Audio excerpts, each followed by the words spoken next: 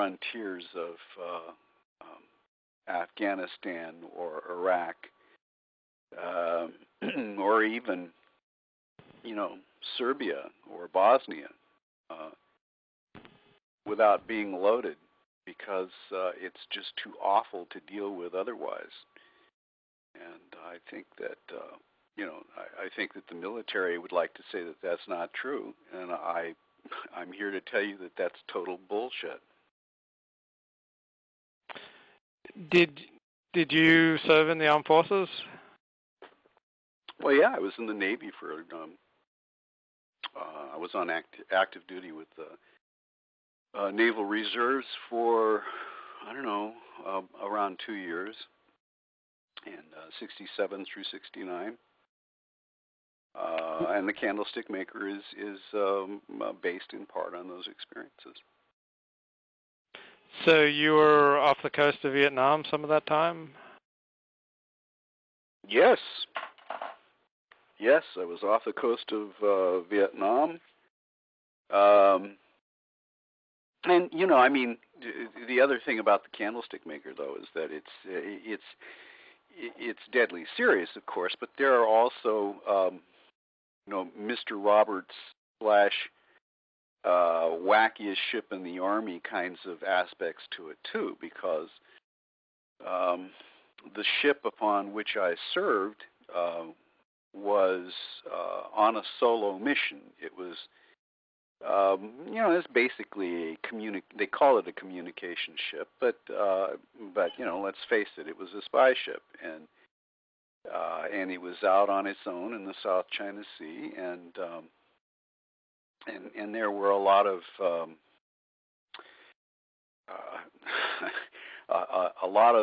wacky things, not necessarily drug-induced, but there were a lot of things that went on there that were bizarre, to say the least.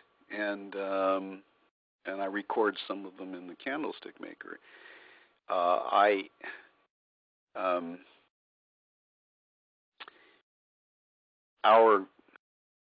The captain of our ship had a predilection for taking the recruiting slogan, join the Navy and see the world, quite seriously. So we'd go out and do our 30 to 60 days tossing messages back and forth from the mainland to Hawaii in our role as a spy ship. And then, we'd go on R&R, and we did that a lot.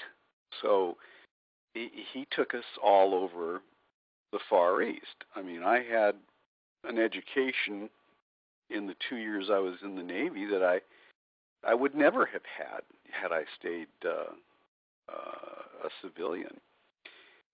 We went to the Philippines and Australia, to the western side of Australia. We spent a month or so in Perth and Fremantle and Hong Kong, and we spent close to 6 months in dry dock in Japan, Guam, Hawaii, Singapore. You name it, we were there. And it was an adventure as well as a chore. So it was a very different kind of war from the one that you've come to believe, thanks again to Hollywood, with Platoon and Apocalypse Now. I mean, certainly that went on, and that was Vietnam. But there was a whole other war, and the Candlestickmaker attempts to lay that out. What was the name of the ship that you served on? Well, it was called the USS Annapolis. It is no more.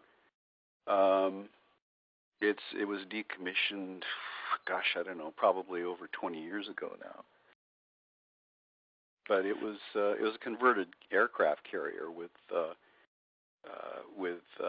transmitters and receivers on the flight deck, so that it looked like a floating Christmas tree farm. How many women were on board?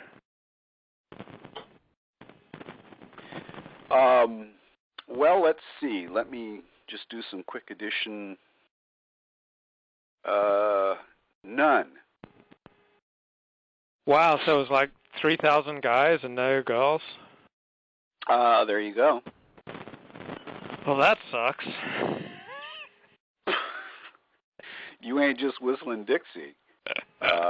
Yes, I mean, I suppose that it's still true to some degree because, you know, God knows we have to maintain this military discipline, right?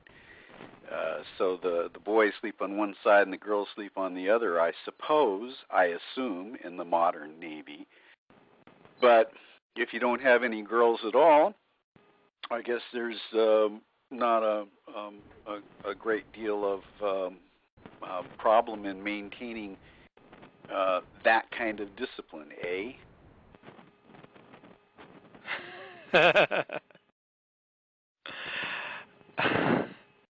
What percentage of the book, roughly, is based on your first-hand experience? Oh, boy.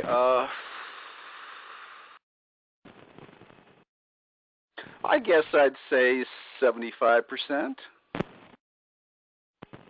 Maybe higher.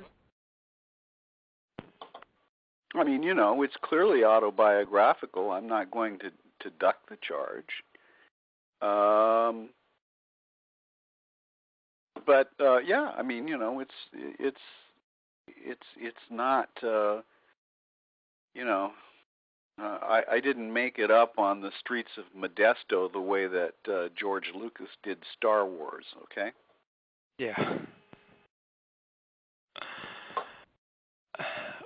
What were your experiences with drugs? Well, being the lame-brained post-adolescent, well, actually, I started out as an adolescent when I was first there. But being, you know, being under the impression that I was leading a charmed life and that I would live forever, I tried anything I could get my hands on. I mean, that was just, and I don't think I take that back. I don't. I know that I was not unique. I'm not saying everybody was stoned, but I'd say a good third of the crew of my ship, at least when we weren't out to sea, when we were in port, was drunk or stoned at least half the time. So, you know, it was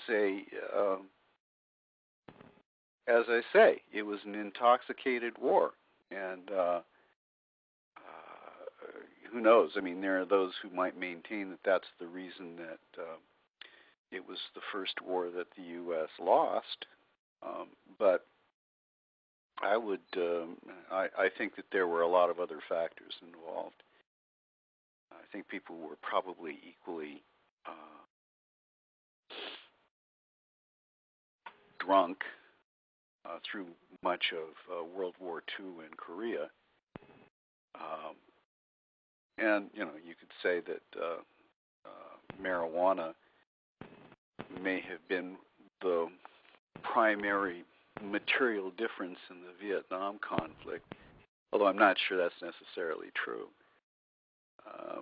But I think that, you know, I mean, I tried, as I say, I tried everything that I could get my hands on or that was offered to me, and I suspect that was true of most of my peers.